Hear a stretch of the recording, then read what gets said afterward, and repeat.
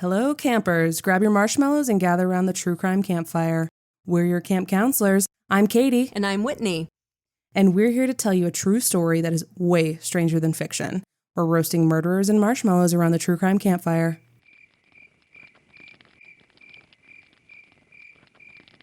A young woman found naked and dead in the water. A diary that held clues to a secret life.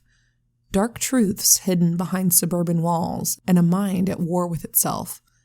This week, we have a tale of mystery and madness where the borders of reality itself start to crumble. This is Great Dismal, the murder of Kathy Bonney.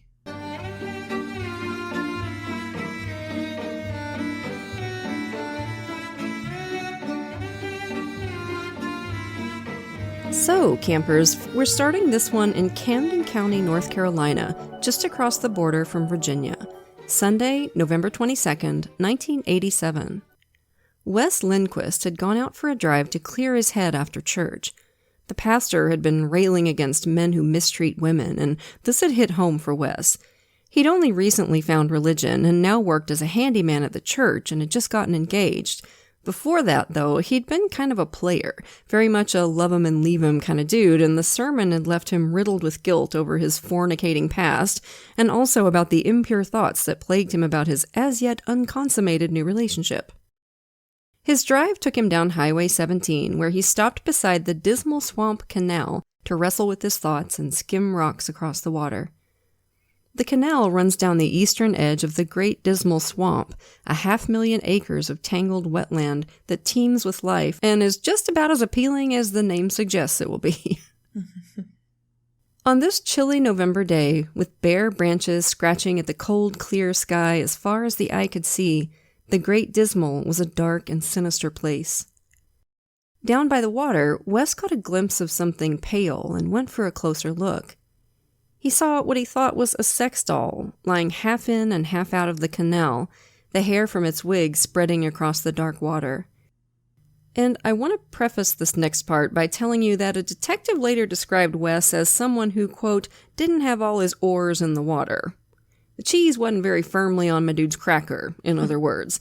This is not someone who often thinks clearly and well, and he thought this blow-up doll was some kind of test sent to him by God, and if he picked it up and flung it out into the canal as far as he could, it would be a powerful symbol of Wes rejecting his dirty, dirty past.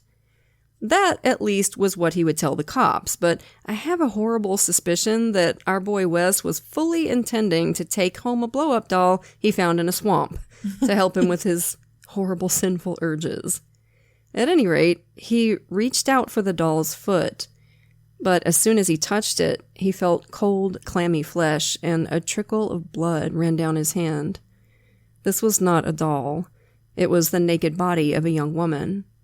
In a panic, Wes scrambled back into his truck and raced back towards Chesapeake where he lived, looking for anywhere by the side of the road where he could call the police.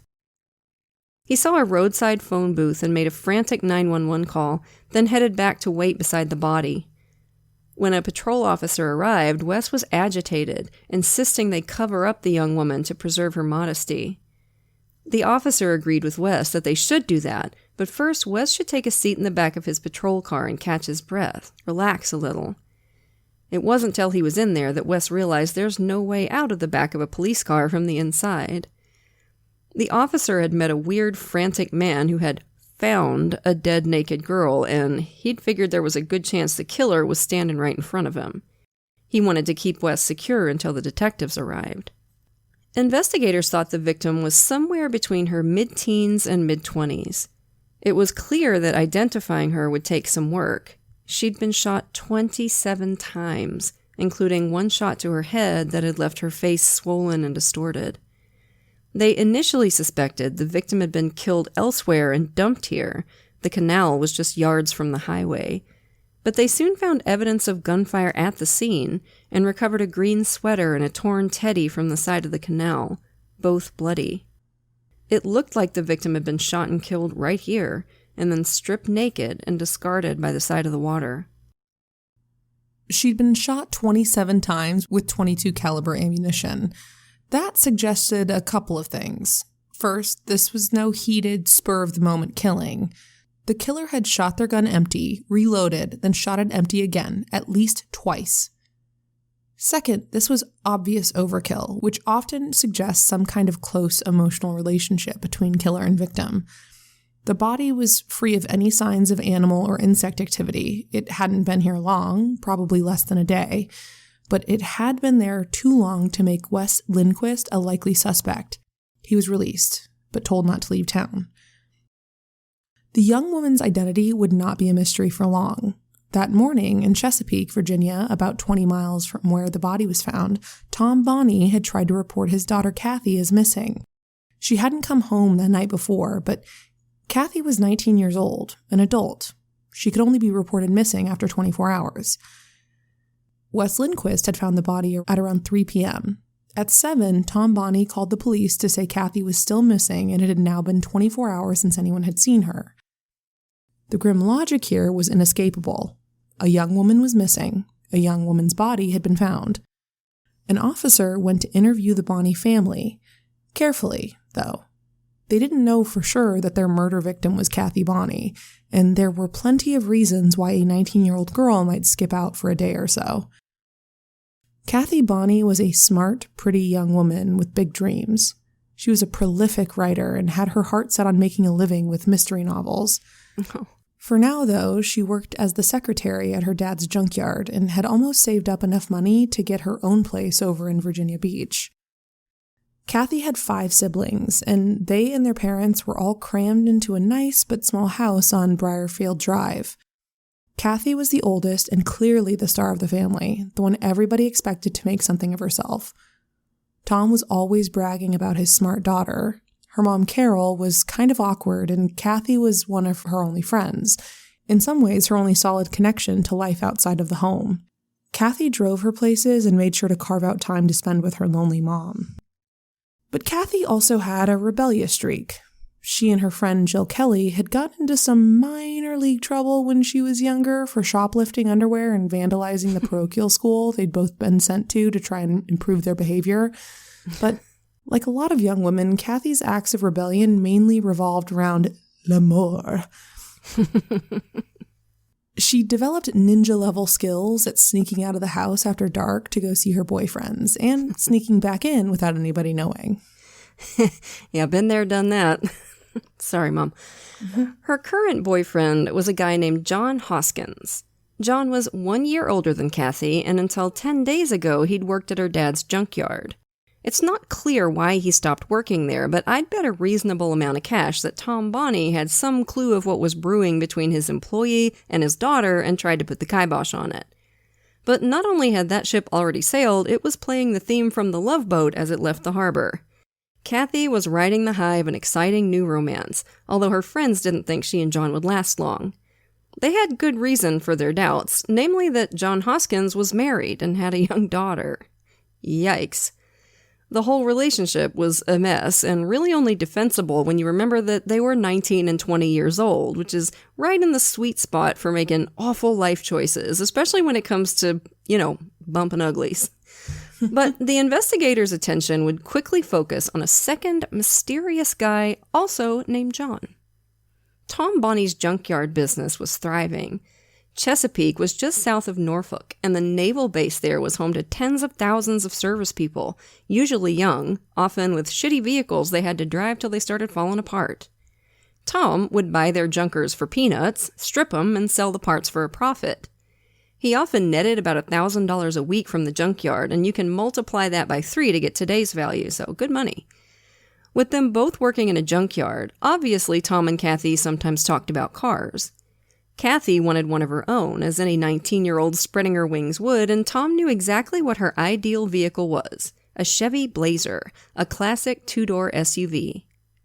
Tom would soon tell detectives that on Saturday, the day before Kathy's body was found, he was excited to get a call from a guy named John. John had a 1979 black Chevy Blazer that had a ton of miles on it, but the engine and brakes were still in good shape and the roof didn't leak in the rain. It was still a solid vehicle, but right now John needed cash more than wheels. He was looking to sell for $400. Tom thought that if the Blazer was how John described it, it'd be the perfect gift for Kathy. They agreed to meet at a nearby 7-Eleven late that afternoon, and when Tom drove an excited Kathy there, she hopped out of his car and said, "Hello, John," as easily as if she'd known him for years. John was a young guy, around Kathy's age, and he seemed only interested in selling the blazer, not in the cute girl he'd be selling it to. And that was why Tom felt comfortable agreeing when Kathy asked to take the blazer for a test drive with John. As the black SUV rolled down the highway, Tom sat in his car in the 7-Eleven parking lot and waited. And waited. He was worried, of course, when Kathy didn't come back, but he was also pissed. To Tom, Kathy's independent streak was an irresponsible streak, and it would be just like her to change plans without telling him. Maybe she'd taken the blazer home to show it to her mom. Maybe John had asked her to go get a burger or something. Anyway, he wasn't going to waste the day waiting for her. He drove home. In the morning, with no sign of Kathy, he walked down to the police station and tried to report her missing, but got the whole song and dance about not being able to report for 24 hours. He called back at 7 p.m. and made that report. The dispatcher sent an officer over to the Bonney house, but that officer didn't know that the body of a young woman had already been recovered from the Dismal Swamp Canal. Tom and Carol Bonney were upset and worried, but if you've been listening to us for a while, you can probably take a guess at the degree of urgency and concern the cops showed about a 19-year-old missing for 24 hours. Pretty much little to none. Kathy had probably been with a boyfriend or been out partying. She'd show up. Kathy had in fact stayed out all night at least once before. A few years previously, when the family had lived in Virginia Beach, she'd caught Tom peeking into her diary. She'd grabbed the book and stormed out and didn't come home till the next day.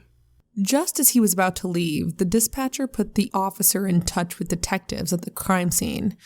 They wanted a photo of Kathy so they could compare it to the body, but he had to do it carefully. There was still every chance Kathy would show up alive and well, so the police didn't want to scare the Bonnies for no reason. The officer got Kathy's driver's license, making it seem like a standard part of the missing persons report, then took it straight to the crime scene by the Dismal Swamp Canal.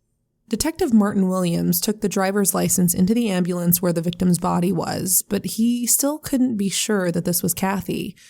Virginia licenses at the time used a photo taken from the side rather than face on, which didn't help identification, but the bigger problem was that gunshot wounds to the victim's head had misshaped and swollen her features.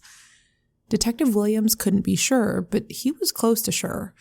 The Bonnies had told the officers that Kathy was 5'2" and 110 pounds, and that looked to be a match for the victim.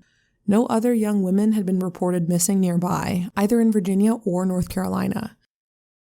The next morning, Detective Williams went to A1 Salvage to talk to Tom Bonney, where he learned about Kathy's relationship with John Hoskins and about the other John Kathy had driven off with to test drive the Chevy Blazer. Tom became obviously distraught when telling the detective that he hadn't gotten John's last name or the license plate of the Blazer. Oh my God, oh no. Tom also said that, with Kathy missing, he had gone into her room to look for any clue of where she might have gone. He'd opened her diary, and a letter had fallen out. It was written by Kathy, a draft of a letter to her married boyfriend, John Hoskins. Tom, obviously embarrassed, handed the letter over to Detective Williams, saying it contained nasty things. Williams glanced at the first page, realized this could be important evidence, and stuck the letter in his pocket. Tom didn't say anything, but Williams could tell he was upset that the detective was keeping the letter. Y'all, be careful about what you just hand over to the cops. Mm-hmm. The contents of Kathy's letter haven't been made public, which is understandable, so we're going to rely on Ted Schwarz's book, Deadly Whispers, which was one of our sources for this case. Ted apparently did see the letter himself. There were definitely some of Tom's nasty things in there. Kathy was a talented writer, and I'm guessing she was a girl who liked to linger over the steamier sections of romance novels. She wrote to John Hoskins about what she enjoyed in their sex life, but strangely, she also wrote that she was scared of him and thought he might hurt her. Some of her previous sexual experiences had been unpleasant. The letter was sexually explicit, but it was also kind of a sad, raw, confessional piece of writing. Apparently, all Tom Bonney had taken from it was that his daughter was screwing around. He called it vulgar. She's an adult, Tom, but okay, man. Like, if you're snooping around your adult daughter's room, you're not allowed to be mad if you find out she's doing adult daughter things that don't hurt anyone. Like, yeah. I'd be, like, semi-understanding if he was mad about the affair, but he's not. He's mad about the sex. Yeah, absolutely. The next day, police interviewed John Hoskins for hours at the Chesapeake police station. In any homicide, a romantic partner is going to be a suspect, and the circumstances of John and Kathy's relationship only intensified the suspicion. Kathy was John's mistress. Had she pressured him to leave his wife? Threatened to tell his wife about the affair? Was she pregnant? Among murdered women in the U.S., the most common perpetrators are intimate partners, and to the police, John Hoskins seemed a much more likely suspect than Chevy Blazer John. Hoskins was open about his affair with Kathy. He said he'd gotten a letter from her very much like the one Tom had found in her diary, which had evidently been a first draft. He denied having anything to do with Kathy's death, and he had an alibi for when investigators thought she'd been killed. He didn't seem especially shaken up by her death, which was charming, but he wasn't setting off any of the cops' bullshit detectors. He was probably not Kathy's killer. Still, it was way too early to dismiss him as a suspect, so they'd keep tabs on him. On Wednesday morning, the coroner's office made a positive ID from fingerprint records. The body found by the side of the Dismal Swamp Canal was that of Kathy Bonney. 3 officers went to tell Tom and Carol Bonney that their daughter had been murdered. They fell apart, screaming and sobbing together on the couch. Then Tom slid down onto the floor, yelling out incomprehensible words and panting. He said he was going to die. There was a fire station just a few blocks away, and afraid Tom was having a heart attack, an officer called in the paramedics.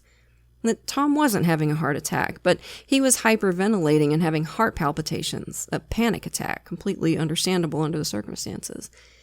The paramedics helped him control his breathing and calm down just enough to agree to come to the police station later to help an artist create an image of Chevy Blazer John. Tom was able to recall lots of details, but unfortunately Chevy Blazer John was apparently a fairly nondescript kind of dude. Medium height, medium build, straight brown hair, not long but not short. He had a mustache and wore a baseball cap.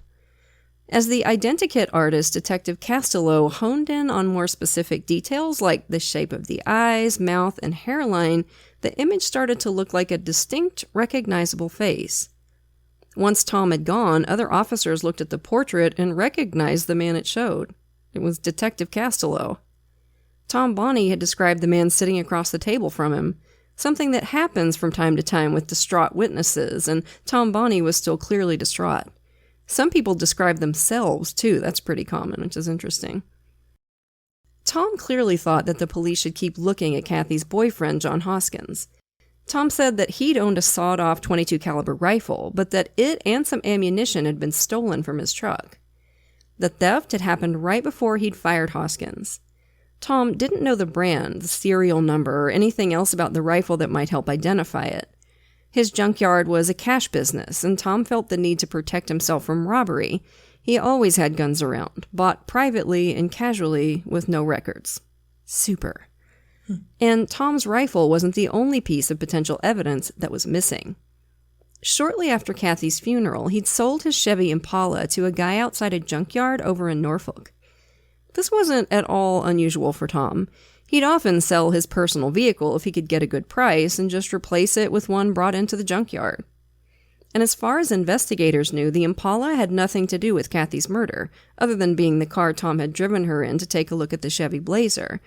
But still, they took note that Tom had sold the car. When detectives searched Kathy's bedroom, they found drafts of other letters she'd sent to John Hoskins, and hidden in her closet, a Playboy, a Hustler, and a pair of handcuffs. Kathy was clearly interested in sex, as plenty of 19-year-old women are, but the letters showed that she was still relatively sheltered. In one of them, she described what she called a kinky scenario, but it was just her and John drinking champagne and having sex in front of a fireplace. Oh, it's weirdly kind of wholesome. It's kind of sweet. Her letters might have been R-rated, but they weren't X-rated. Still, they made clear the truth that Kathy was a sexually active young woman, which might be an unpleasant shock to someone who still preferred to think of her as a little girl. Mm-hmm. Someone, like, say, an overprotective father. Yeah. The investigators were starting to wonder about Tom Bonney. Despite probing, nothing more came up to implicate John Hoskins, and the other John in his black Chevy Blazer seemed to have vanished into the ether like a ghost. Maybe that's all they'd ever been. Detectives have to fight against their personal biases, and that was true in this case because none of them liked Tom Bonney. He had a whiny, suck-up way of talking that made their skin crawl, and they had to keep reminding themselves that this was a grieving father that they should be nice to. But without other suspects, Tom's behavior started to take on a new light. Did his nervousness come from guilt? From fear of being caught? And as police talked to Tom again and again, things started to change in his story. His .22 caliber rifle hadn't been stolen. He sold it to a guy in Virginia Beach. He and Kathy hadn't driven to 7-Eleven in the Impala. It had been his tow truck. These were significant changes to things that had happened recently. Mm-hmm. Why wouldn't his story stay straight? During one interview to try and startle an emotional reaction out of him, investigators showed Tom pictures of his daughter's naked, bullet-ridden corpse from the crime scene. Yeah. They didn't get the response they'd hoped for.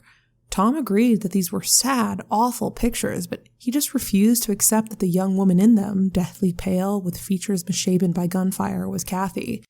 Wow. There was no big emotional breakdown, no confession. Tom figured out that he was now a suspect in Kathy's death, but he didn't get angry. He just seemed apologetic, like he felt sorry for the police for having to go to all this trouble. Wow.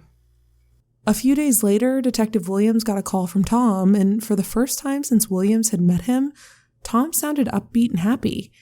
He found the Chevy Impala. He knew the police wanted to see it, so he'd driven around trying to track it down, and wouldn't you know it, had found it at London Bridge Motor Shop in Virginia Beach. He was there now and was getting ready to drive the Impala to the Chesapeake Police Department. Williams asked to speak to an employee at London Bridge, and both confirmed that was where Tom was and told her not to give him the car keys. Whether consciously or unconsciously, Tom might destroy potential evidence in the car. Tom would later claim that now that the police had the Impala, they didn't need anything else from him. These last 2 weeks had been deeply confusing, and Tom felt like he needed to get somewhere quiet and think things through. So he left Virginia Beach before Detective Williams reached the body shop and went back to the junkyard and switched his truck for a battered old motorhome. He filled it with gas and started driving for Florida. When Williams arrived at the body shop and found out Tom wasn't there, he put out an alert for Tom's truck. But he didn't know about the motorhome, and Tom trundled out of town and made a slow-speed getaway down I-95 before turning around and heading north. The next day, crime scene technicians found blood evidence inside the Impala. An arrest warrant was issued for Tom Bonney, and soon everyone started to get a picture of who he truly was. Tom Bonney was born during World War II, while his dad was serving overseas. Backtracking from Tom's birthday had apparently made his dad suspicious. When he came back home, he frequently accused Tom's mom of cheating on him and called Tom that little bastard. There wasn't actually anything suspicious about the date of Tom's conception. His dad was just a prick. He was also an abusive prick, both to his wife and his kids. How bad the abuse was depended on who you asked. Tom's sister said they'd both occasionally felt their dad's belt, but Tom claimed his childhood was a constant stream of terrible beatings. His sister said that just didn't happen. For most of his adult life, Tom Bonney was a crooked hustler, dragging his family all over the South and justifying his dishonesty by telling himself he was just doing what was necessary to support them. His family got used to Tom coming home and telling him that they were all going to have to use a different name for a little while. They all went along with it, except for Kathy, who knew exactly what her dad was doing and wouldn't play ball. Tom just would not pay rent. When a landlord got around to taking him to court, there'd be a 30-day window before eviction. Before that time was up, the Bonney family would have a new name and be living in a new city, renting from some new sucker. One of Tom's regular scams was to sell somebody a motorcycle.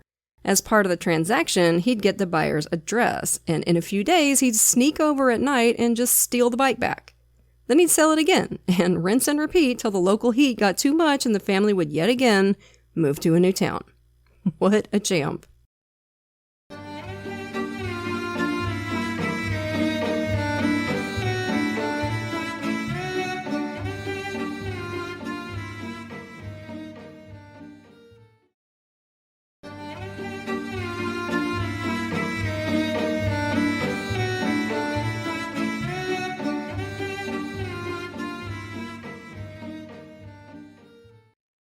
An odd wrinkle in this existence of constant motion came in the 1970s when Tom Bonney became obsessed with the TV show The Waltons, imagining a happy future with himself as the wise old patriarch of a loving, hard-working family. I don't remember The Waltons ever having to skip town to dodge a Grand Theft Auto rap, but then I haven't seen it since I was a kid. Yeah, that was one of those very special episodes. I don't recall Paul Walton smacking around his wife and kids either, but almost as soon as he had a family, Tom Bonney started inflicting the same abuse he'd suffered onto them. They lived in Florida initially and racked up frequent visits from social services because of Tom hitting his kids. One young son was entirely removed from the home and fostered with another family. Tom had a short temper and fast hands. From when she was young, Kathy occupied a lot of Tom's attention. Some people just have a bright light around them, an energy that draws other people to them. That's not always a good thing. Tom was uncomfortable letting Kathy out of his sight for long, except when she went to classes at the parochial school. If Tom had to go out on an errand, he'd make Kathy come with him. He was intensely jealous of her attention, even with her friends. If one of Kathy's girlfriends called just a few times, Tom would demand that Kathy cut her off, have nothing to do with her ever again. God, that is so toxic. Her friends had to give fake names and change their voices whenever they called, or else they'd get cut off cold. One time when she was 16, Kathy was real upset about something and snuck out to see a girlfriend and talk about it. Once they were in the car, the friend just had time to say, "What's wrong?" before Tom pulled up alongside in his truck. Kathy said, "Oh no," and started driving. Ugh. Tom chased them. Kathy started crying and said, "Oh my God, he's going to kill me." Tom more or less ran them off the road, then pulled Kathy out of the car by her hair and started slapping her. Then he threw her in the truck and drove her home. Jesus Jones, that poor kid. None of Kathy's boyfriends were allowed anywhere near the house. Tom could barely stand knowing they existed. One time, Kathy snuck out to watch a movie at the mall with her high school boyfriend, Bruce. When they were walking across the mall parking lot, Tom suddenly leapt out from behind Bruce's truck and backhanded Kathy across the face hard enough to spin her around. Oh my God. He screamed at her, calling her a tramp and a whore, while Kathy yelled at Bruce to run away, which he did. Wow. One of the main reasons Tom sent Kathy to a Christian parochial school was because he worried she'd meet the wrong type of boy in the public school system. But there was no right type of boy, and there never would be. Yeah, he would have hated anybody that she tried to bond with, of any gender, like friends, boyfriends, whoever. Yeah, it never mattered. Any lifeline to the outside world Exactly. was wrong. Yep. A childhood of constant motion had pretty much made Kathy give up on making friends at her new schools. She was kind of a loner, spending a lot of time writing, and she had no interest in extracurriculars. She skipped her proms, and who can blame her, because her school thought dancing was sinful, and prom was a formal dinner with an invited speaker. Oh my God, nerd alert. Who would possibly want to go to that in high school? And you know it was like some absolute dweeb, like the speaker would be some like guy from the Kiwanis Club to talk to you about hard work and diligence. You know what I mean? Yeah. It's what just fun. I always thought like Footloose was a little bit of a exaggeration. Yeah, seriously.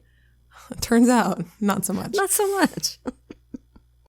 Several times, Kathy showed up to school with bruises and made no secret about the fact that her dad had hit her. The school did nothing about it. Ugh. One of the only friends she made there was Jill Kelly, a fellow rebel, and the two of them flung bricks through windows at the school. Can't honestly say I blame them. Hell no. One time in high school, Kathy had a pregnancy scare. She'd taken a test and it was negative, but Tom had found the test and was furious. As Kathy cried and tried to explain that she'd been raped, her dad balled his fist and punched her as hard as he could in the stomach, then shoved her down the stairs. Jesus. This was the Tom Bonney that everyone thought loved his daughter more than anything. Kathy's mom, Carol, had had kind of a nightmare childhood, which sadly often leaves people less able to escape abuse in their adult lives. Tom's violent temper could come on as fast as flipping on a light, and he got even worse after Kathy's death. Tom had found a set of handcuffs and the key in one of the cars sold to his junkyard. After Kathy was dead, but before Tom left town, he'd taken his wife Carol into their bedroom, handcuffed her to the bed, and sexually assaulted her. He'd never used any handcuffs on Carol before. And I want to be clear that we're definitely moving into speculation here, okay? But lots of people have wondered about the exact nature of the relationship between Tom Bonney and his daughter. He was never charged with any sexual abuse of his children, but there was that pair of handcuffs hidden in Kathy's closet, which still seems out of character with her own fairly vanilla fantasies. Were those handcuffs Tom's too? Ugh, such an awful thought. Carol wasn't the only one scared for her life after Kathy died. Kathy's younger sister Susan once woke up to find her dad standing over her with a knife in his hand and a crazy look in his eyes. She'd already been scared of him. The night Kathy disappeared, Susan had asked her dad where she was. Tom had grinned and said, "Kathy's gone," then started laughing like a cartoon villain. Susan was terrified that whatever had happened to Kathy, she'd be next. In Dover, New Jersey, Tom traded in the motorhome for a 1979 Chevy Nova and $5,000 in cash, then meandered down to Daytona Beach, Florida, and worked day labor jobs, dreaming wistfully of a happy Walton-like reunion with his family. In fact, Carol Bonney was terrified of him and had frequent nightmares of Tom chasing her around the house and violently beating her. That was a scenario that had played out for real many times during their marriage. She was convinced Tom had murdered Kathy, and she was worried enough about the other children that she asked social services to put them in foster care until Tom was caught. God almighty. In January, Tom had had enough of Daytona Beach and hit the road once again. Also, he hadn't been paying his rent, of course, and things in Florida were about to get a little too toasty for him. He drove to Indianapolis for no reason other than that's where the interstate took him, and discovered that Indiana in the wintertime is pretty damn cold. But he got lost in the city and, frustrated and nearly out of gas, pulled into a parking lot and sat there with his parking lights on.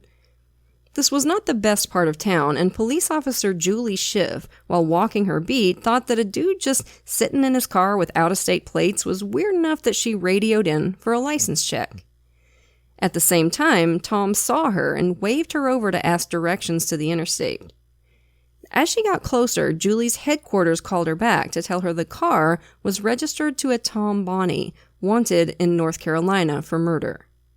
She drew her gun and told Tom to get out of the car. He was arrested with no resistance. Officers from Virginia and North Carolina flew up to escort Tom Bonney on his extradition flight south, and he was soon comfortable enough with them to talk openly about Kathy's death, which they recorded. Tom mostly kind of confessed to killing his daughter and would essentially stick to this version of events. He had driven Kathy out to the Great Dismal Canal to confront her about the letter he'd found while snooping in her diary, to tell her her behavior was unacceptable. And remember, we're talking about his fully adult daughter here. Even if you accept this narrative, and you absolutely should not, the problem is Tom's obsessive, controlling behavior, not anything Kathy was doing. Tom had a gun in the car, a 9-shot .22 revolver he'd found in a junk car. It sat fully loaded under a coat in the front seat. Tom said he had it with him to protect himself and Kathy because it was getting dark out. Tom said that when he took out Kathy's letter, she knew right away that he'd been going through her diary, and she was furious. She'd lunged for the gun, Tom said. Well, sort of said. Actually, one of the cops suggested that's how things might have gone, and Tom was like, "Gosh, how did you know?" How Kathy had even known the gun was there, it wasn't clear, but she and Tom struggled over it until it accidentally went off and shot Kathy in the head. Right. Everything else that happened, Tom claimed he couldn't remember. His revolver held 9 bullets, and Kathy had been shot 27 times. He shot it empty, reloaded, shot it empty again, reloaded again, and shot it empty. Then he stripped her naked and dumped her in the canal. He said he didn't remember any of it, but he was his usual whiny, compliant self. When pressed for details, he said, "Whatever you tell me, I don't know. Whatever the papers say, whatever you say."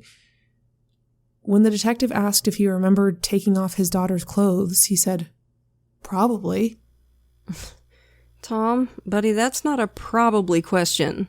He said he remembered the struggle for the gun, and after that, I can't remember no more. It's a bad feeling. It's a feeling I don't know how to get straight.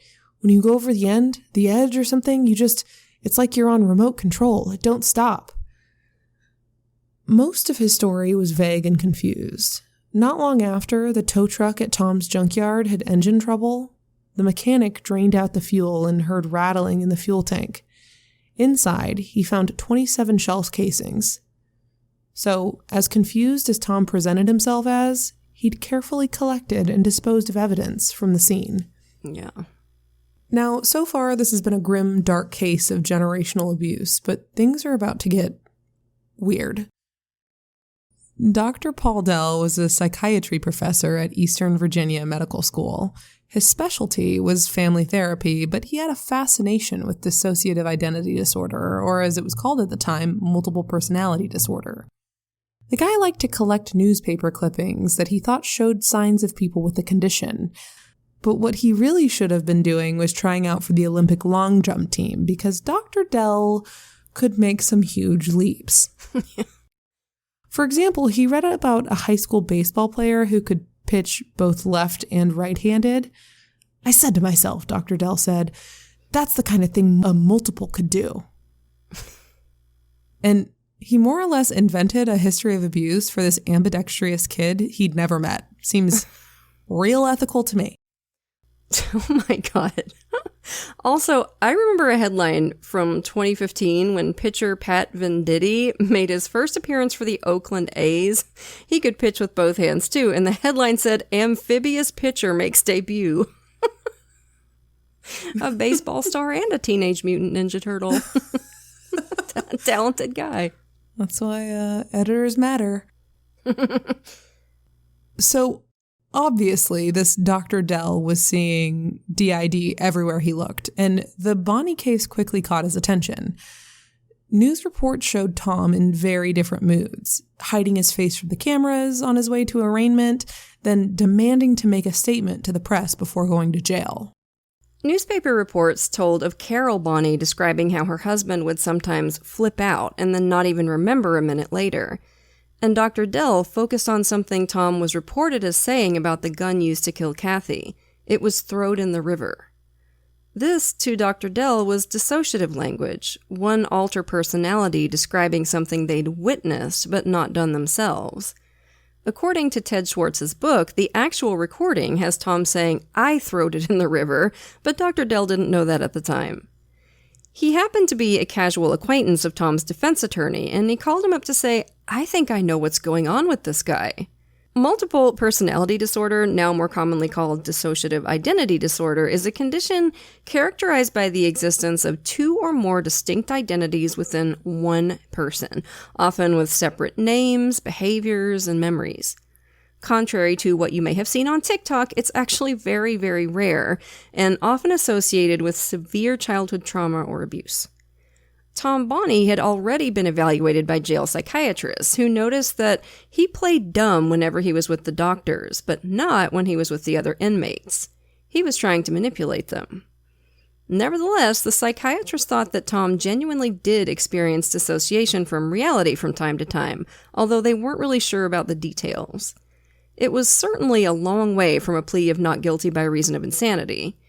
The trial date was coming up soon, and Tom's defense team was desperate. They asked Dr. Dell to evaluate their client. The doctor's first impressions weren't great. He described Tom as whining, childlike, depressed, and slow. Great start. Yeah. He didn't know at the time about Tom playing dumb to the other psychiatrists, a habit he was apparently continuing. Tom claimed to not remember how old or how tall he was. This was a guy who'd made money ripping people off all across the South for decades. He might have had a weird brain, but he wasn't an idiot. Dr. Dell didn't get much out of Tom during that first interview. At the end, he pressed him again and again. "Tom, who shot Kathy?" "I don't think she was shot at all," Tom said. He'd say later that Kathy had been talking to him ever since Tom left town in his motorhome, from the seat behind him, that if he'd just turned around, he would have seen her, although he never did. How much of this was invention or actual hallucination, we'll never know, but Tom absolutely did hear Kathy speaking to him in his jail cell. A young woman called Emily Weston was at the district jail at the same time as Tom. She knew the jail well. She'd been in there several times, although not as often as her dad, who'd been in and out a lot until he'd hanged himself in the same cell that now held Tom Bonney. Emily knew that if you spoke loudly close to the vents, your voice could be heard in some of the other cells in an echoey, kind of ghostly way, and she knew that the vent in her own cell connected to Tom's. Jail is boring, and one night Emily decided to have a little fun. She put on a little girl voice and called into the vent, "Daddy, Daddy, why did you do me like that? Why did you shoot me all those times, Daddy? I didn't do anything." Holy shit, that is so creepy. And if the person on the other end of the vent was anybody but Tom Bonney, I'd say pretty evil too. After a few moments, she heard Tom's voice come back. "Because you're pregnant. You're pregnant too." This stopped being funny for Emily at this point, or as she put it, it freaked me motherfucking out. I bet. Kathy hadn't actually been pregnant. Maybe Tom was flashing back to Kathy's high school pregnancy scare when he'd been first forced to realize she was a real person and not a gender-swapped John Boy Walton. Emily didn't try the voice trick again, but she told other female inmates, and plenty of them did the same thing when they were in a cell connected to Tom's. Tom heard his daughter's voice through the vents most nights. Because the trial was coming up fast, Dr. Dell decided to try and use hypnosis to reach the alter personalities he was sure were lurking inside Tom. He didn't have any experience with criminal cases, or he might have been more wary about how evidence from hypnosis would go down in a courtroom. He got Tom into a hypnotic state and tried to cajole another personality to come forward. "I know you guys are in there," he said. "It's not really a secret." For the love of God. But he got nothing until he made clear what the stakes were. "Look, you guys got 3 options, and only 3. Either you go to court and you get convicted, then you're sentenced to prison for a long time. Or you can go to court and you get convicted and you get sentenced to death. Or the third alternative is you go to court and they decide the place you belong is in a hospital. Those are the only 3 alternatives here. So, you guys gonna talk to me?" Oh, okay. Of those 3 options, I wonder which one I'd pick. Great job, Doc. Great interview technique. Objection, leading the witness. I know. I mean, he just got what he wanted. Like, it's so leading. This is exactly how, like, I forget which daycare it was. It's exactly how the interviewers that interviewed those kids during the Satanic Panic interviewed those kids. Mm-hmm. Like, it was like, so what kind of pentagram did they place you in? Right. Absolutely. It's a dreadful technique. Just awful. Puts the ideas right out there and then they grab onto it because, he's saying right out, the only way you're gonna not have an absolutely miserable time for the rest of your life is if you tell us what we want to hear. I mean, it's like coercion 101. It's so stupid. Yeah. A high-pitched sobbing voice came from Tom. "I've gotta protect her. Don't shoot her. I'm going to protect her. I love her. Don't shoot. He's going to shoot her. Don't. This timid, panicky speaker had the unlikely name of Viking and was just the first of many personalities that would now spill out at Dr. Dell's urging. Tom was who most people thought of as Tom Bonney, although he'd been created in Tom Bonney's childhood, just like his other alter personalities. Tom was an ineffectual, whiny, prudish teen, often pouty about getting in trouble for things he couldn't remember.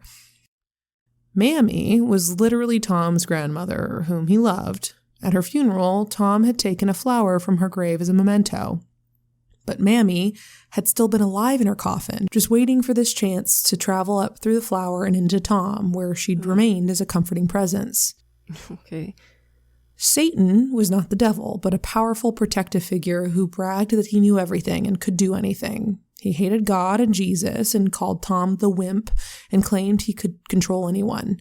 But in fact, the strongest personality was Demian, who could take over Satan whenever he wanted. Dr. Dell thought Demian was a direct reaction to Tom's abusive father, a violent and hateful personality capable of explosive rage. He thought Demian was responsible for the violence Tom directed at his own family. He also thought it was highly likely Demian had molested Kathy, something he managed to hide from the other personalities. Demian could control all the other personalities without them knowing about it. Yeah, and we're not even close to done. Tom apparently decided, if this doctor's decided this is my way out of life in prison, I'm gonna give that bitch Sybil a run for her money. Viking, Tommy, Hitman, and Preacher were 4 teenage personalities created in the same event when a 13-year-old Tom was being beaten by his dad. Viking and Tommy were both friendly, helpful kids who could avoid punishment by being good. Preacher was all logic and religious reason, who could use his words to convince Tom's dad to be a better person. And Hitman was there to stand up and take revenge on whoever hurt Tom. Y'all taking notes? I'm not done yet. Dad was a fantasy father figure, loving and kind and very different from Tom's real-life experience. And then there was Kathy herself. Just like with Mammy, Tom had taken a flower from Kathy's casket, and through that, his daughter had flowed into him. Only Tom could see her. Kathy enjoyed being with Tom, keeping him company and offering him any support he needed. Most of these personalities spoke as if they were reliving the night of the murder, with desperate pleas for Kathy to not get into the car. They knew Satan was going to kill her, although only Demian knew that he was the one controlling Satan all the time. Satan recounted the murder much as Tom had told the police. Kathy had lunged for the gun, they struggled, and he'd accidentally shot her in the head. Although he'd been planning to shoot her anyway. Kathy had struggled out of the car, still alive, and Satan had shot her again and again. None of the personalities remembered taking off Kathy's clothes, or at least none was willing to admit it. I guess if you accept the internal logic of all this, it could have been Demian who was able to keep his actions secret from the others. Tom's alter personalities still tried to avoid responsibility for Kathy's death, putting at least some of the blame onto her for initiating the struggle over the gun. I don't think for a second that that's what happened. Tom drove her to the canal, yelled at her, and shot her in the head. Satan recalled the incident when Tom had punched Kathy in the belly and shoved her down the stairs, except, to him, Kathy had just stumbled and he'd accidentally brushed his hand against her, trying to stop her from falling. If these alter personalities were a way to avoid unpleasant realities, they were doing their job. So, that's a lot, right? Question is, was any of it real? Everyone in Tom Bonney's life knew he could suddenly flip out and become foul-mouthed and aggressive, and that he would at least claim to have no memory of what he'd done afterwards. But there were just those 2 states, normal Tom and angry Tom, not this elaborate set of personalities. Nobody'd ever gotten so much as a whiff of that. Yeah, abusers often claim they have no recollection of their outbursts as a way to avoid responsibility. It's not a sign of DID. It's a sign of deep avoidance of personal responsibility. I highly recommend everyone read Why Does He Do That? By Lundy Bancroft. He discusses this in detail. My ex used to do that. He would, he would put me through absolute hell, and he would claim he didn't remember any of it the next day. So the example, the perfect example of that Bancroft uses in the book is, I just lost control, and the psychiatrist says, okay, well, if you lost control, you push her to the ground. Why didn't you kick her in the head? Right? Like if you lost why didn't you well, she's my wife. I don't want to hurt her like that. Right. Oh, so you did have control. Mm-hmm. Right, exactly. So in his conscious mind, Tom Bonney definitely did not have the creative chops to just sit down and invent stuff like this, absorbing his grandmother through a flower over her grave and stuff. But he'd been taken into a hypnotic state and continually pressured to let his alter personalities talk. So to me, it seems plausible that many of these alters sprang into being right then and there, in front of Dr. Dell. The brain, and especially an unusual brain like Tom Bonney's, can do strange things like that under hypnosis.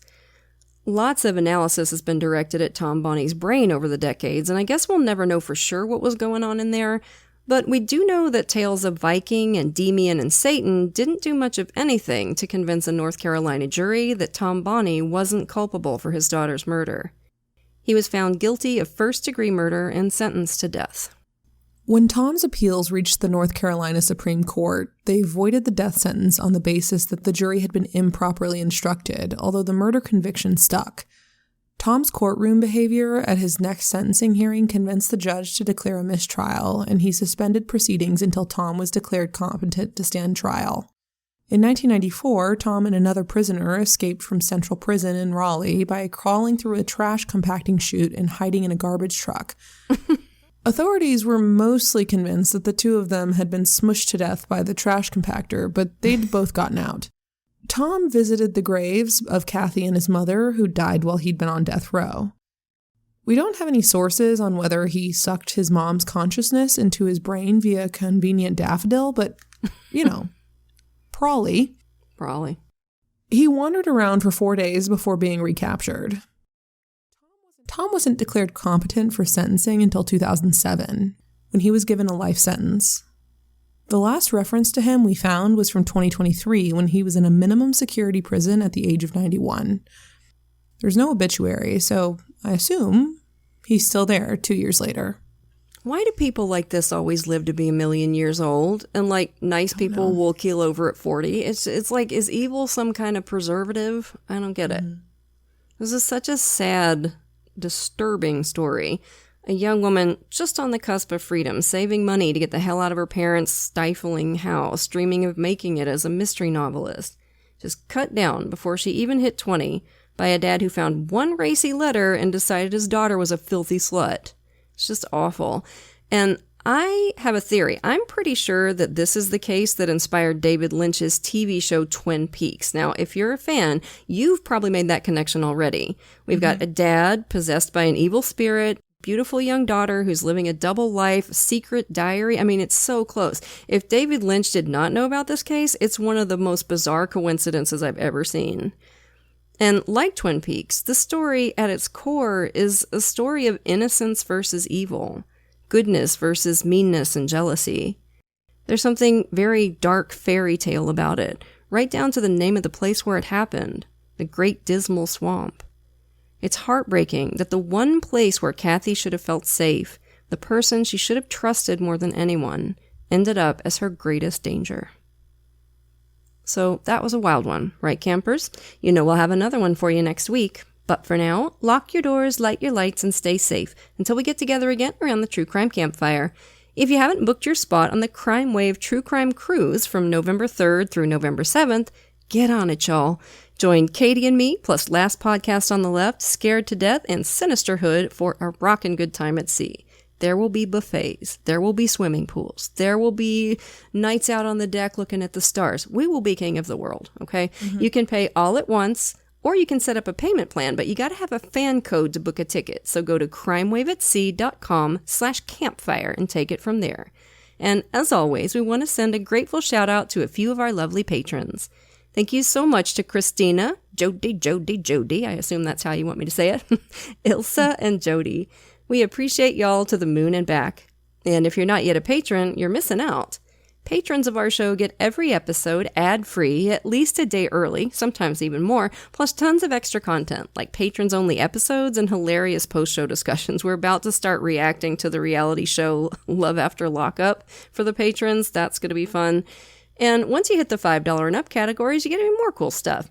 A free sticker at $5, a rad enamel pin or fridge magnet while supplies last at $10, virtual events with Katie and me, and we're always looking for new stuff to do for you.